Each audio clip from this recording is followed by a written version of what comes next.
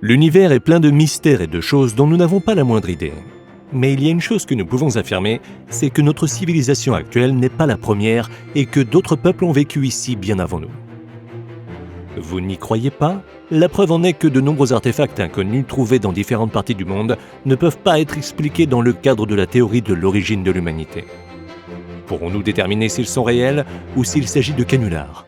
On pourrait penser que les extraterrestres en combinaison spatiale sont un canular, et c'est peut-être le cas, mais s'ils ne l'étaient pas, ce serait moins incroyable que certaines des choses que nous avons trouvées. Par exemple, ces figurines équatoriennes ont été trouvées en Équateur et elles ressemblent à de petits cosmonautes. Mais ce qui est intéressant, c'est qu'elles ont plus de 2000 ans. Bien avant que l'on ne pense au voyage dans l'espace, ou du moins c'est ce que l'on pense. Les anciens peuples de Mésoamérique ont fabriqué ces statues qui ressemblent fortement à des astronautes en combinaison spatiale et ces figures mayas portent des casques d'astronautes. Certaines statues ont des coiffures qui ressemblent exactement à un ensemble de microphones. Ces énigmatiques assiettes de l'Oladov, découvertes au Népal, sont également des objets très inhabituels. Ces plaques sont faites de pierre et leur âge est d'environ 12 000 ans. Les lignes lisses et claires des images vues sur la surface de ces pierres plates nous font supposer une origine extraterrestre. Difficile de croire que les peuples de l'Antiquité savaient manipuler la pierre avec autant d'habileté. En plus de cela, il y a une image d'une créature sur la plaque qui ressemble à un extraterrestre. Qu'est-ce que c'est, à votre avis ? La prochaine découverte pourrait être encore plus folle, car elle détruit pratiquement toute la colonne géologique. En 1968, un homme creusait en quête de trilobites à Antelope Springs, dans l'Utah, lorsqu'il est soudain tombé sur quelque chose qui n'avait aucun sens. Une empreinte humaine incrustée dans le sommet d'un fossile de trilobite vieux d'au moins 213 à 248 millions d'années.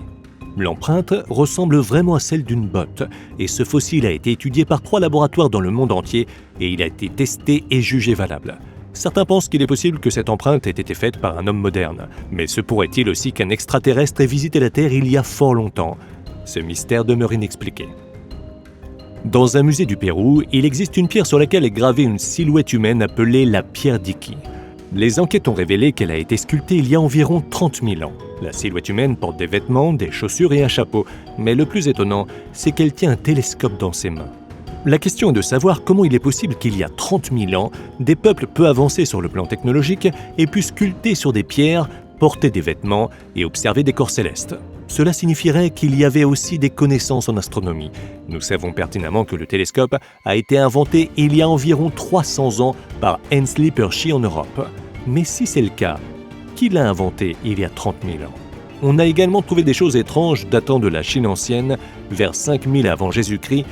Les Chinois mettaient de grands disques de jade sur les corps des aristocrates décédés avant de les enterrer, généralement près de l'estomac ou de la poitrine, et les disques contenaient souvent des symboles relatifs au ciel.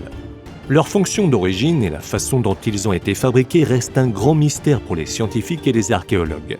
Comme nous le savons, le jade est incroyablement dur et qu'ils aient pu le découper aussi finement constitue un grand mystère.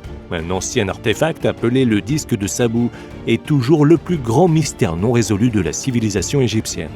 Il a été découvert en 1936 par l'égyptologue Walter Bryan et on pense qu'il fait partie d'un mécanisme inconnu. Les scientifiques ont trouvé ce disque mystérieux près de Saqqara en inspectant la tombe de Sabou qui vivait environ 3000 ans avant Jésus-Christ. L'artefact semblait être une plaque de pierre ronde régulière à parois minces faite de métasiltite. Elle possède 3 bords fins pliés vers le centre et un petit manchon cylindrique au milieu. Le diamètre de ce disque en forme de cercle imparfait est d'environ 70 cm. Un autre mystère est qu'on ne sait pas très bien à quoi il sert et comment il a été fabriqué. Il y a 5000 ans, il avait peut-être un rôle particulier, mais à l'heure actuelle, les scientifiques ne parviennent pas à identifier sa fonction et sa structure difficile. Mais beaucoup d'autres choses folles ont été trouvées, dont les origines sont encore plus lointaines. En 1852, un article a été publié dans un magazine à propos d'une découverte inhabituelle. Il s'agissait d'un vase antique de près de 15 cm de haut. Il a été brisé en 2 parties. Mais voici ce qui va vous épater. Le vase, avec une image de fleur dessus, a été trouvé à l'intérieur d'une roche qui a 600 millions d'années. En Afrique du Sud, les mineurs ont déterré d'énigmatiques boules de métal au cours des 3 dernières décennies. Le diamètre de ces boules d'origine inconnue est d'environ 2,5 cm. Ce qui est bizarre, c'est que certaines d'entre elles présentent 3 lignes parallèles le long de l'axe. On a trouvé 2 sortes de ces boules. Certaines sont faites de métal bleu solide avec des taches blanches, et les autres sont vidées à l'intérieur et remplies d'une substance blanche et spongieuse. Le fait intéressant est qu'elles ont été trouvées à l'intérieur d'une roche datant du Précambrien, soit vieille de près de 3 millions d'années. Quant à savoir qui a fabriqué ces sphères et pour quelles raisons, c'est encore un mystère. Si cela n'est pas assez fou, en 1895, un fossile de 3 mètres de haut d'un ancien géant a été trouvé lors de travaux miniers à Antrim, en Angleterre. Le tour de poitrine de ce mystérieux fossile est de 2 mètres et la longueur de ses bras est de 1,40 m. La particularité de cet artefact est que le fossile a 6 doigts sur la main droite. Le phénomène des 6 doigts rappelle des personnages mentionnés dans la Bible. Est-ce que c'est réel ou un canular? Dites-nous ce que vous en pensez dans les commentaires. Il semblerait que ce ne soit pas le dernier géant trouvé, et nous ne pensons pas non plus que ce sera le dernier. À la fin des années 1950, une série de tombes contenant des restes gigantesques ont été creusées lors de la construction d'une route dans la vallée de l'Euphrate, dans le sud-est de la Turquie. Des os de cuisse de 1,20 m de long ont été trouvés dans 2 de ces sépultures. Cela signifie que le possesseur de ces os mesurait environ 5 mètres et avait une taille de près de 50 cm. Les géants ont-ils vraiment existé? On est tenté d'y croire. Une humaine géante a été trouvée près de Glen Rose au Texas. La longueur de cette empreinte est de 35 cm et la largeur est de presque 20 cm. Mais voici le hic, les paléontologues disent que c'est l'empreinte d'une femme. La taille de ce pied nous montre que l'homme à qui elle appartenait devait mesurer environ 3 mètres. Selon la légende indienne, des géants roux de 2 mètres vivaient dans des régions de l'État du Nevada. La légende dit que les Amérindiens tuaient les géants dans la grotte. Une mâchoire géante a été trouvée lors des fouilles de Guam et est presque 4 fois plus grande que la mâchoire de l'homme moderne. En 1931, 2 squelettes ont été retrouvés au fond d'un lac. L'un d'eux mesure 2,50 m et l'autre environ 3 mètres. Pour en revenir aux objets étranges, une cale en aluminium recouverte d'une épaisse couche d'oxyde a été découverte récemment. Ce qui est intéressant, c'est qu'elle a été trouvée au milieu des restes de mastodontes datés de 20 000 ans. Habituellement, les archéologues trouvent de l'aluminium mélangé à d'autres métaux, mais cette cale n'est faite que d'aluminium. Cette mystérieuse découverte ne peut être expliquée car l'aluminium n'a été découvert qu'en 1808 et en quantité industrielle. Il a commencé à être produit en 1885. Cette étrange cale en aluminium fait toujours l'objet d'une étude dans un endroit secret. Mais ce n'est pas la seule chose étrange et inexpliquée trouvée par l'homme. L'origine d'une carte trouvée en 1929 dans un musée turc reste encore un mystère complet. Peinte sur la peau d'une gazelle, la carte de Piri Reis est la seule partie de la grande carte qui a été conservée jusqu'à ce jour. La carte a été réalisée au XVe siècle d'après l'inscription figurant dessus. Mais comment est-il possible que l'Amérique du Sud soit bien positionnée par rapport à l'Afrique et que la côte ouest de l'Afrique du Nord et de l'Europe et la côte est du Brésil soient représentées sur cette vieille carte? Le plus frappant est un continent partiellement visible, loin au sud où se trouve, comme nous le savons, l'Antarctique qui n'a été découvert qu'en 1820. Et le plus mystérieux est le fait que l'Antarctique a été montré en détail sans glace. Mais comme nous le savons, ce massif continental est recouvert de glace depuis au moins 6000 ans. Mais voici ce qui est bizarre. Aujourd'hui, cet artefact n'est plus accessible au public. On se demande pourquoi. Ces ressorts, vis et métaux anciens ressemblent à des objets défectueux que l'on peut trouver dans le tiroir de n'importe quel atelier. Il est évident que quelqu'un les a fabriqués pour une raison quelconque, mais tout cet ensemble de boucles, bobines, ressorts et autres objets métalliques a été découvert dans des couches de roches sédimentaires vieilles de 100 000 ans. Des milliers de ces pièces ont été découvertes par des chercheurs d'or russes dans les montagnes de l'Oural dans les années 1990. Les objets métalliques ont été déterrés à une profondeur de 1 à 12 mètres, des couches qui appartiennent à la période du Pléistocène supérieur. Ces objets mystérieux, qui ont été fabriqués il y a environ 20 000 à 100 000 ans, pourraient être la preuve de l'existence d'une civilisation perdue mais développée et avancée. Se pourrait-il que les humains existent depuis si longtemps? Cette empreinte sur du granit a été découverte dans une veine de charbon de Canyon de Fisher dans le Nevada. Selon les estimations, l'âge de ce charbon est de 15 millions d'années. L'examen de l'empreinte au microscope a révélé des traces clairement visibles d'une double ligne de couture autour du périmètre de la forme. L'empreinte d'environ 33 cm montre également que le côté droit du talon semble plus usé que le gauche. Comment est-il donc possible qu'il y a 15 millions d'années, l'empreinte d'une chaussure moderne ait pu laisser son empreinte sur une substance comme le charbon ? Tous ces artefacts restent un mystère à ce jour, mais nous espérons que dans un avenir proche, nous trouverons toutes les réponses. Le nom de peau de Dorchester peut sembler banal, mais croyez-nous, c'est une histoire folle. En 1852, une explosion s'est produite à Dorchester, dans le Massachusetts, à un endroit appelé Meeting House Hill. Cette explosion n'était pas un accident. Elle a été faite délibérément dans le but de briser un rocher. Cependant, lorsque la poussière s'est déposée, on a trouvé un objet inattendu, un pot métallique. Pour être plus précis, il s'agissait de 2 objets, car le pot, ou vase comme on l'appelle aussi, était en 2 parties. Il semblait être fait de zinc, avec une incrustation d'argent représentant ce qui semblait être une vie végétale ancienne. Il mesurait 11,5 cm de haut et 16,5 cm de diamètre dans sa partie inférieure. En haut, le diamètre était de 6,4 cm. On pense que le pot a été fabriqué à partir de l'ancien substrat rocheux de Roxbury, sous le Massachusetts, une formation appelée le conglomérat de Roxbury. La découverte a été couverte par le Scientific American de la même année, en 1852. C'était important car le pot de Dorchester a fini par disparaître. À part une autre référence dans un Reader's Digest de 1985, c'est tout ce que le monde sait sur cet artefact dément. Vous pouvez donc imaginer que lorsque le pot a disparu, les gens ont commencé à se méfier, surtout les théoriciens du complot. Il existe quelques explications sur ce qu'est le pot de Dorchester et qui l'a fabriqué. Certains pensent qu'il prouve que des cultures sophistiquées, dotées de compétences en métallurgie, ont vécu sur notre planète bien plus tôt que nous ne le pensions. Le conglomérat de Roxbury est vieux d'environ 600 millions d'années. Les plantes représentées sur le dessin ont des milliers d'années et se sont éteintes. D'après ces informations, certains pensent que c'est l'œuvre d'une ancienne civilisation, ou peut-être d'extraterrestres.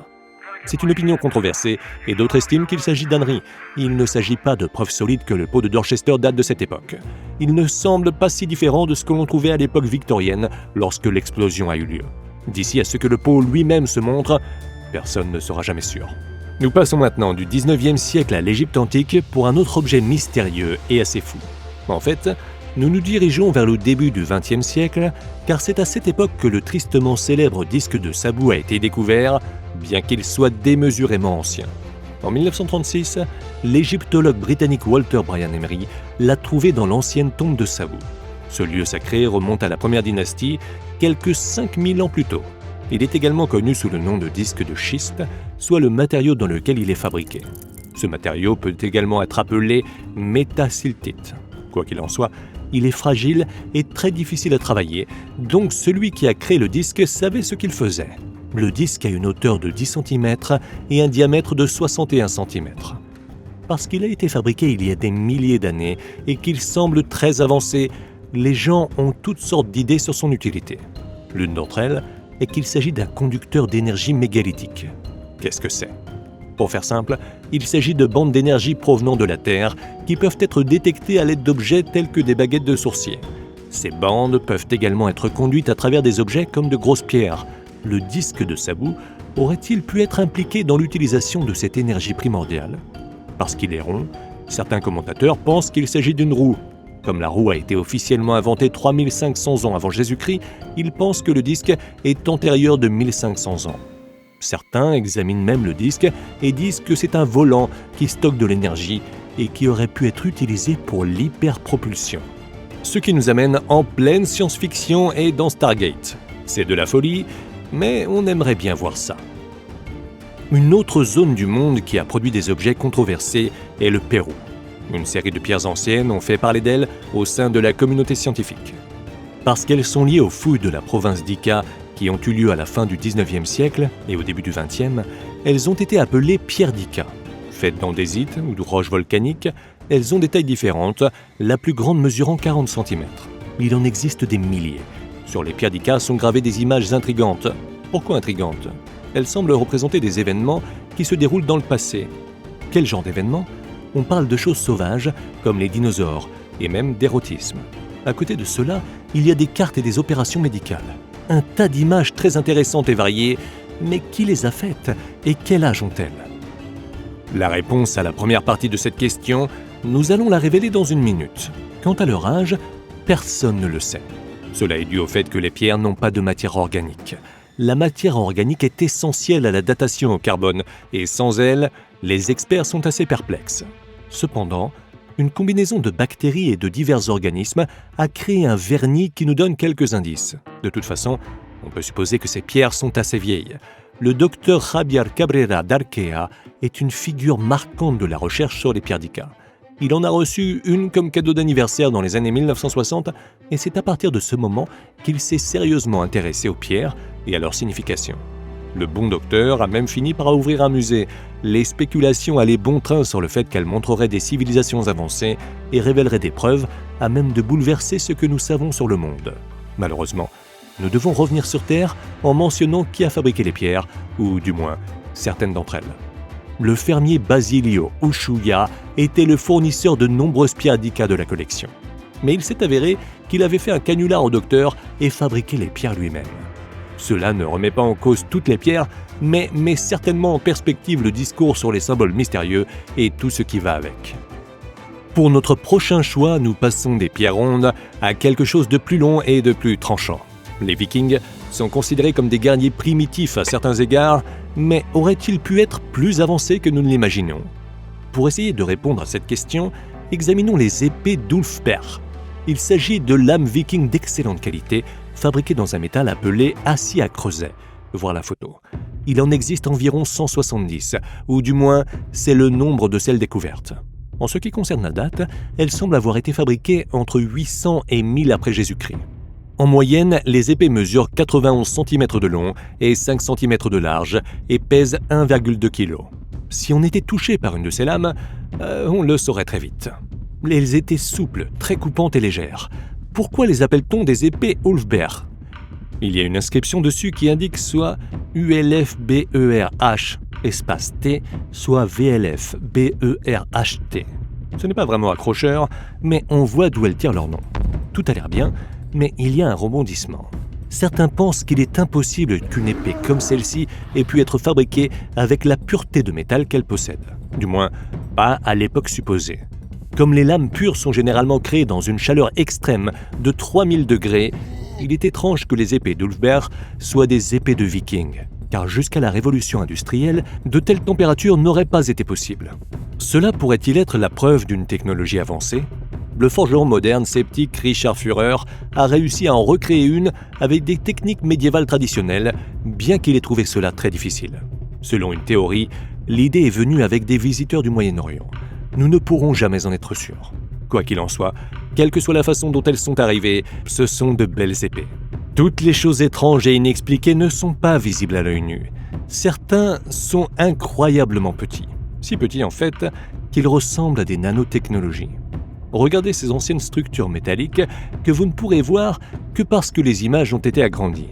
Elles ont été découvertes près des rives des fleuves russes dans les montagnes de l'Oural en 1991 et sont fabriquées à partir de divers métaux comme le cuivre, le tungstène et le molybdène. La taille des objets varie entre 3 cm pour le plus grand et 2 micromètres pour les plus petits, si vous arrivez à le croire. Comme vous pouvez le voir, ils ressemblent à des bobines et les gens qui les ont étudiés pensent qu'il s'agit de composants d'une sorte ou d'une autre. Peut-être des pièces de fusée de la station spatiale locale de Plesetsk. Ce serait logique, mais il y a un petit problème. Elles sont trop vieilles pour être aussi modernes. On pense qu'elles ont l'âge extraordinaire de 300 000 ans, soit de l'ère du Pléistocène. On ne les a trouvées que parce que des équipes géologiques ont foré dans un stratus vieux de 20 000 à 318 000 ans. Les minuscules structures métalliques se trouvaient à une profondeur comprise entre 3 et 12 mètres. Naturellement, les théoriciens du complot pensent qu'elles ont été fabriquées par des extraterrestres. En fait, cela ne semble pas si insensé si l'on tient compte du fait que personne ne sait d'où elles viennent. Les pièces ont été comparées à des nanotechnologies complexes. Est-il plausible que de telles choses aient été fabriquées il y a si longtemps? Mystère et boule de gomme. Cela dit, nous avons un autre puzzle à résoudre et il est encore plus déroutant. Il s'agit de disques chinois surgis du fond des âges. Ils sont fabriqués à partir de jade, donc bien sûr, on les appelle des disques de jade. Leur nom officiel est Bi. Les premières traces de ces objets remontent à la période néolithique, la culture Liangzhu semblant jouer un rôle important dans leur fabrication. Voilà qui remonte à 3400 à 2250 ans avant Jésus-Christ. Les experts les ont trouvés dans des tombes où ils étaient placés sur les corps de personnes importantes. Pourquoi avaient-ils des disques sur eux ? Bonne question, mais il est logique qu'il s'agisse de jade. Ce minéral est lié à la pureté et à la noblesse dans la culture chinoise. Les disques ont des trous au centre. Quant à savoir pourquoi, nous acceptons toutes les suppositions. Il est intéressant de noter que les premiers disques trouvés sont simples, tandis que d'autres sont gravés de symboles tels que les dieux du ciel. La forme circulaire a été connectée à des choses comme la roue et le soleil. Tout cela est symbolique d'une manière ou d'une autre, mais comme les disques sont antérieurs à l'écriture, il n'y a pas d'explication quant à leur fonction. Ce dont nous sommes conscients, c'est que les fabriquer a dû constituer un cauchemar. Le jade est super dur, et à notre connaissance, il n'y avait pas d'outils en métal pour faciliter le travail. Il aurait fallu que le jade soit brasé et poli pendant très longtemps pour obtenir l'effet désiré.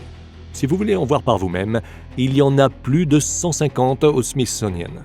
Notre choix final est un objet métallique qui a causé beaucoup de confusion.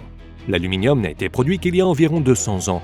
Alors, comment se fait-il qu'on ait trouvé cet objet à côté d'anciens fossiles ? Il s'agit de cet ancien objet en aluminium qui a été trouvé par une équipe de construction travaillant au bord de la rivière Mureș en Roumanie. Ils l'ont déterré avec quelques autres objets qui se sont avérés être des os fossilisés. Quant à l'artefact métallique, il est apparu qu'il n'était pas fait non d'un, mais de 12 métaux. L'aluminium en constituait la plus grande partie à 90%. Il mesurait 20 cm de long, 12,5 cm de large et 7 cm de diamètre.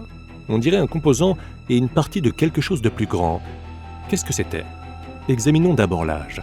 Au début, les gens pensaient qu'il avait 250 000 ans, bien avant l'époque de l'aluminium. Cette opinion a changé depuis. Alors que certains pensent qu'il pourrait avoir 400 ans, ce qui est toujours impressionnant, d'autres suggèrent qu'il date d'environ 80 000 ans. C'est vieux, voilà la seule certitude.